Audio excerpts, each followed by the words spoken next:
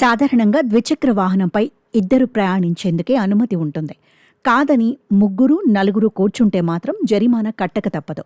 కానీ కొందరు ముగ్గురు వరకు ప్రయాణం చేస్తుంటారు. ముగ్గురు కంటే ఎక్కువ మంది పట్టరు కూడా. కానీ తాజాగా ఒకే ద్విచక్ర వాహనంపై 8 మంది ప్రయాణం చేశారు. ప్రస్తుతం దీనికి సంబంధించిన వీడియో సోషల్ మీడియాలో వైరల్ అవుతోంది. ఈ నెల 22వ తేదీన హైదరాబాద్లో ఈ ఘటన జరిగింది. గగన్ పహాడ్ నుంచి ఆరాంఘర్ హైవేపై ఒక స్కూటీపై 8 మంది యువకులు కూర్చున్నారు. అంతేకాదు వేగంగా ప్రయాణం చేస్తూ ఇతర ప్రయాణికులను ఇబ్బందులకు గురిచేశారు. దాంతో కారులో వెళుతున్న ఒక వ్యక్తి దీన్నంతా వీడియో తీశాడు. ఆ తర్వాత ట్రాఫిక్ పోలీసులను ట్యాగ్ చేస్తూ ఎక్స్లో పోస్టు పెట్టాడు. స్పందించిన ట్రాఫిక్ పోలీసులు విచారణ చేసి బైక్ను గుర్తించారు.